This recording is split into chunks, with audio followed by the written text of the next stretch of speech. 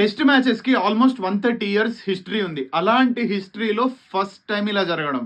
డీటెయిల్స్‌లోకెళ్తే actually test మ్యాచ్‌లో 2 బ్రేకులుంటాయి. First వచ్చేసి లంచ్ బ్రేక్, తర్వాత వచ్చేసి tea break. First test match start అయినప్పటి నుండి ఇప్పటి వరకు ఇదే ఫార్ములా కంటిన్యూ అవుతుంది. But India versus South Africa మ్యాచ్‌లో అది చేంజ్ అవ్వబోతుంది. Actually లంచే first ఎందుకుండాలి? టీయే తర్వాత ఎందుకుండాలి అంటే ఫస్ట్ సెషన్‌లో ఆల్వేస్ ఇంటెన్సిటీ ఉంటుంది. అండ్ బౌలర్స్ ఎక్కువ స్పెల్స్ ఏసి అలసిపోతారు కాబట్టి they need a meal. So, అందుకని లంచ్ అవుతుంది. తర్వాత ఒక చిన్న రిలాక్సేషన్ కోసం టీ బ్రేక్ అవుతుంది. ఇవన్నీ రూల్స్ బ్రేక్ చేస్తూ ఫస్ట్ టీ బ్రేక్ రాబోతుంది. అండ్ తర్వాత లంచ్ బ్రేక్ రాబోతుంది ఇండియా వర్సెస్ సౌత్ ఆఫ్రికా మ్యాచ్‌లో. ఎందుకు అనంటే సింపుల్ రీజన్. మ్యాచ్ వచ్చేసి అస్సాంలో జరగబోతుంది. గౌహటి స్టేడియంలో ఇది ఫస్ట్ టెస్ట్ మ్యాచ్. అండ్ అక్కడ ఎక్స్‌ట్రీమ్ వింటర్ అవ్వడంతో 5:00కే చీకటి పడిపోతుంది. అందుకనే మ్యాచ్ 7-4 అవుతుంది. అండ్ ఫస్ట్ టీ బ్రేక్, తర్వాత లంచ్ బ్రేక్ రాబోతుంది. ఇట్లా క్లైమేట్‌ని మైండ్‌లో పెట్టుకొని చేంజ్ చేయడం కరెక్టే అంటారా? లేదా ఓల్డ్ రూల్స్ ఉండడం బెటర్ అంటారా? What do you think? Please comment.